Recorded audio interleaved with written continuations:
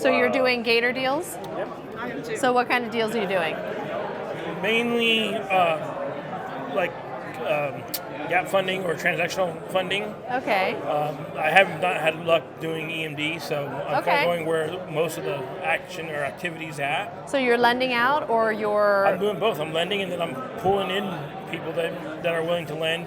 So, for example, let's say I got a deal where I've negotiated a 20% return on the money. Well, I will find a lender that's willing to take 10 or 15, and then I make the difference.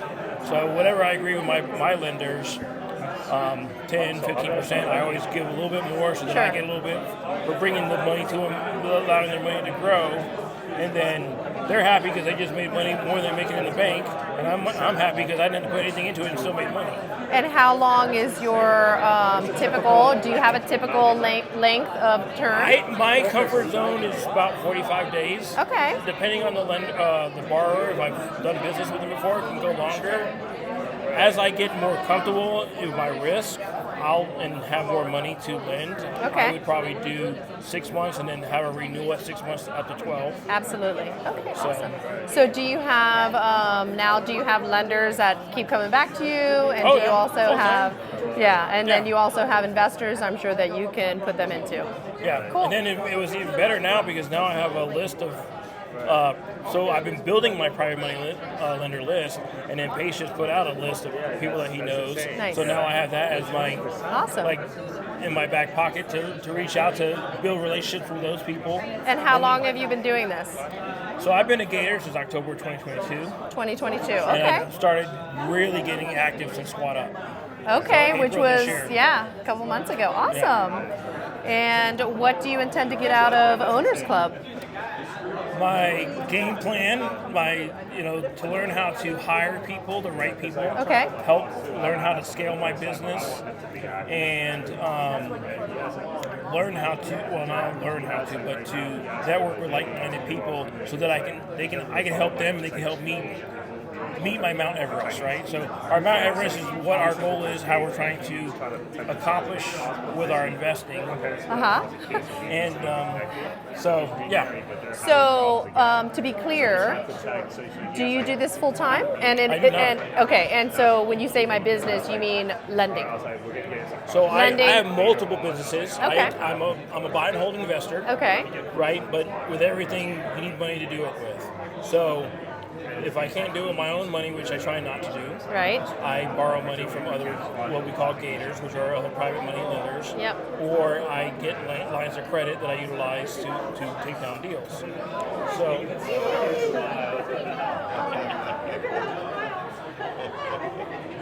okay, so you want to be able to grow your lending and raising. My lending and my buy and hold business. And your buy and hold business. Awesome. So you have a full-time W-2 right now? I am. I'm an IT guy. I'm a government contractor. Okay. So I have a pretty good paycheck that helps me do this. Good for you. And so what type of hours do you allocate per week in order to grow your real estate investing? For me is I go into work at 4:30 in the morning, so I get off by 12:30. Oh, lucky and you. And I work from 12:30, well, not 12:30. Let's go home, have some lunch, so by 1:30 I'm in my home office. Okay. I usually work from 1:30, depending on the day in Zooms, I can work all as late as 7. I do that Monday through Friday. Okay. Saturdays, I usually, as soon as I get up, let's say 8:30, 9 o'clock, until whenever, 1, 2, usually 3 o'clock in the afternoon. Cool. And then Sundays is my day. That's my day of Sabbath. That's the day I don't do nothing besides vegetate on the I love it. So you said you're in the D.C. area? I am in Denver. Denver. I'm sorry. There's another guy from D.C. Okay. So Denver, and do you do most of your deals in Denver? Mostly in Denver. My markets are Denver, Tampa, and Orlando. Denver, Tampa, and Orlando. Yeah. Florida's hot. It is, and I have boots on the ground there, so I feel comfortable doing that. And I'm originally from Orlando, so I know the area pretty well. Oh, you are? Okay. And then I have family in Tampa, so I know Tampa pretty well, which areas to and not to. And invest in. So when you say, just for novice people that don't understand boots on the ground, what do you mean by that? So those are people that I kind of like a trust relationship, that if I have a property that I need to walk, I take pictures, take video, they're willing to go there for me, do that. If I actually purchase a property, sorry. That's okay. If I happen to purchase a property and then I want somebody to go there to make sure the property's still in good standing, good condition, they'll be willing to go there and I usually pay them like $50 just to go out there and check on the tenants, check on the property, or maybe be a handyman if I need a doorknob or a light replaced. Maybe the front yard needs some cutting. And this is all part of your due diligence, would you say? Absolutely. Yes. So what kind of due diligence do you do on, let's just say, deals where you are bringing in a private money lender because you have found a deal, and you're putting two people together. You are the connector. So I'm also an underwriter. Okay. And so what Excellent. I do before I bring in any kind of private money lender is I'd make sure I would lend on the deal myself, right? Because if I won't lend it, I'm not going to bring somebody that's trusting me with their money to come in on the deal. And the only reason you don't lend on that is maybe all your money's out? Is all out, or I need to keep a little reserve for emergencies. But basically what I would do is I would underwrite the deal. I would see how much, quote unquote, meats on the bone, right, for the investor that's investing in the property, what their scope of work is, if it makes sense, what their budget is will cover everything they're trying to get done, because some people might do a small budget because it meets the numbers, but everything they're trying to get done they can't do with that kind of budget. Or vice versa, maybe they have a budget and it's too big, and I was like, well, maybe I have a connector or a person that's in that area that could do it cheaper. Right. So now I save them money, I'm connecting them, right? They're making a little bit more money, and then they can pay us, me and my partner, maybe a little bit more of that profit. Great. So when somebody brings you, let's just say a borrower, right? An investor needs money. What is the minimum amount of days that you need to underwrite the deal, look it over, do your due diligence? Like, how long do you like to have? Because a lot of people, I see a lot of posts where people are like, I need $150,000 in 24 hours type of thing. That to me, I don't have You a don't strong entertain. comfort. No, right. No. Because here's the thing: 150K is a lot to get to somebody. Whatever it is, especially. yeah. Well, I mean, any large sum, you want to make sure that you're doing your due diligence because you want to protect yourself, right? So not only do I have to underwrite the deal, I have to underwrite the borrower. Right. Right? Because what if that person has only Bingo. done one deal before? Yeah. How do I know that you know how to handle 150K? Yeah. Right? What if you've had 5 deals and all of them have gone over budget, or that you foreclosed on them? You're not a good borrower for me. Right. So I need to make sure you're also a trustworthy person to lend money to.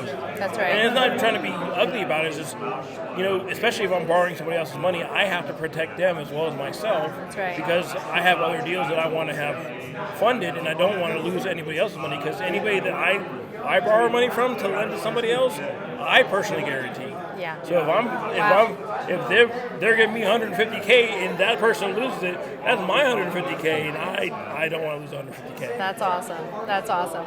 In what other ways do you secure that money before it comes to that personal guarantee? So I try to see what else the borrower has as far as collateral. So let's say they are a seasoned investor. They may have more properties. Maybe the deal that they're wanting to lend on has a very small margin.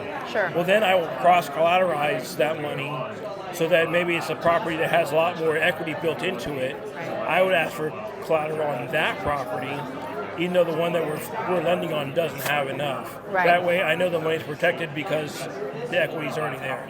Awesome. I love it. So you are here to grow that business. And how many deals are you in right now? And also, how many deals have you connected on this year in 2024? I've probably connected on 3 deals this year. I'm currently not in any. I guess I technically say I'm one. I'm working on a pre-foreclosure right now. Okay. It's not looking too good. I've postponed pre-foreclosure twice. Okay. And the seller keeps pushing me away from signing the contract. And that's normal. So That's why I say I can't really count it until I get that thing under contract. So, and then what was the other question? I'm sorry. Well, how many have you connected on in 2024, and also how many have you lent on? Have you lent on any in 2024 yourself? I've actually been a borrower more than I've been a lender this year. Oh, okay. Just because I had some. You have your money out. In real estate, there's risk. Yes. I had 3 projects that went bad. I had a bad contractor, and the money that I had to lend went to fighting him in court and covering vendors that he did not decide not to pay after he was paid. So, like I tell you, I like to take care of people that are taking care of me. Plus, I'm trying to sell the property, so I couldn't have any liens on them. Right. So it was in my best interest to pay them off so they wouldn't put liens on it, so I could at least try to refinance them. Sure. So a lot of money went out, and I'm still waiting for that money to come back. Right. So now you have to go through the process with that borrower, right? Correct. Okay. Okay, great. Well, hopefully we can have a follow-up video as to Absolutely. what happens and maybe what that process was. At the end of the year, my goal is to have 20 houses that are under my belt, so I'll have 20 deals, whether they be me lending or people lending to me. Beautiful. And how many buy and holds do you have right now? How many rental properties? I have 3. Good for you. Awesome. Well, thank you so much for sharing this information. And I look forward to getting to know more of you during Owners Club. Thank you.